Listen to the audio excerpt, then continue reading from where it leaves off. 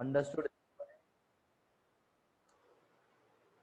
So till now we have read about the author who was when teenager given the address house number 46 Marconi Street, and this was the address given to the author by Mrs. S, her mother. So actually Mrs. S here in the story, only Mrs. S is addressed. Her proper full name is not given. So the author, when she goes to Mrs. Darling, she tells, I am Mrs. S as daughter. She didn't say the complete name. Initially in the starting line it is written, and then the conversation, a little bit conversation between the two place, and Mrs. Darling doesn't recognize her. She simply says, have you come back? And author thinks, who has come back? Nobody has come back, me only. And Mrs. Darling shows a very, very cold attitude towards her. She doesn't even invite her inside the house, and therefore, therefore, the author Marga Minko had to go. She had left the place. She came and sat in the train. Again, she had the picture, the image of Mrs. Darling, and she imagined she was lost in past memories, how this lady had come to her mother's house when it was wartime, and she acquainted herself with her mother, her old relationship, as if she was her mother's very, very old acquaintance and friend. And each time when she was going, she was taking some belongings, some precious things with her. And one day when author, when she was a teenager, when she returned from there, she had noticed all these things, and she had asked a question to her mother, and her mother had replied her why she was doing so, because she wanted to save all her belongings. That's the reason, that's the explanation she gave. And now second time the author went there, and this time this lady was not there, her daughter was there. Her daughter took her inside, she welcomed, and she showed all the cutlery, the antique plates, the silver which they were using. And the author's, Marga Minko's old memories were revoked. Her past memories, her childhood memories were again awakened. She was lost in past memories, past thought. And a thought strike her suddenly, and she said, I do not want all these things. Now what is the use of all these things for me? And she started to leave the place, and the girl had even offered her a cup of tea, and she said, my mother is just about to come, you can wait for her for some time. But the author knew her time exactly, the train time, and she said, I am going, I have to leave. And when she came out, she could hear the jingling of the spoons. Okay, so let me read it from here and finish it. She hesitated. She walked to the sideboard and wanted to open a drawer. I will look. It's in here. I jumped up. I was forgetting the time. I must catch my train. So the conversation was going on between the author and the girl, the daughter of Mrs. Darling, and she was showing her all the antiques, all the plates, all the silver. And that time, suddenly the author realized that this is the train time. She got up and she said, I have to go.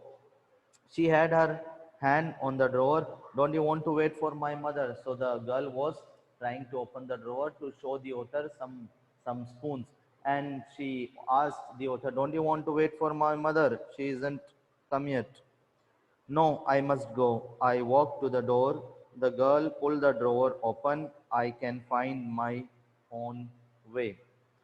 As I walked down the passage, I heard the jingling of spoon and forks. So some forks and these things, they might have fallen down because the girl was there inside. She was trying to open the drawer opened, and perhaps these things fell down. At the corner of the road, I looked up at the nameplate. So again, the author came out and she looked at the nameplate, and the nameplate says house number 40C, Marconi Street, Mrs. Darling. The address was correct, but now I didn't want to remember it anymore. So the author says the address was very correct, the address which her mother had given her, but now she doesn't want to remember this address because she thought that all these things, all these belongings are no use of me. I wouldn't go back there because the objects that are linked in your memory with the familiar life of former times instantly lose their values. So she says that the old objects, the objects which you were attached with in your past life, they lose their values with the time. When served from them, you see them again in strange surroundings. So if you find all these objects which you are using, and if you found them in in different, in odd surroundings, strange environment, you dislike them.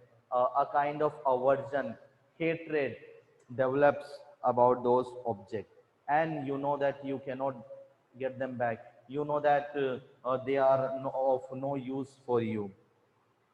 And what should I have done with them? In a small rented room where the shreds of blackout paper still hung along the windows.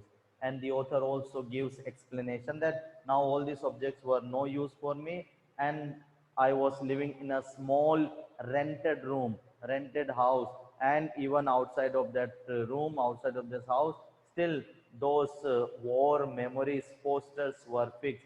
So blackout, those days, wartime.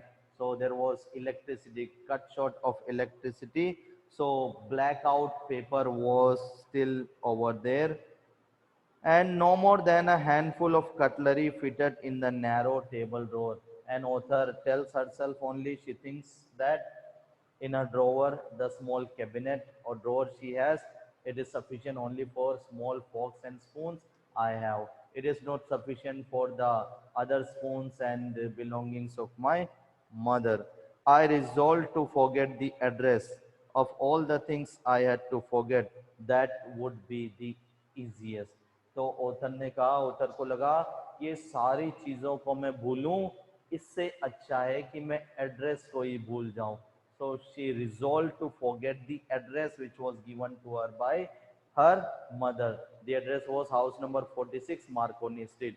So instead of forgetting the silver spoon, fork, antique plate, flower vase, or whatever the things were there, she says that it was better for me to forget the address. And if I forget the address, I won't be haunted by the past memories.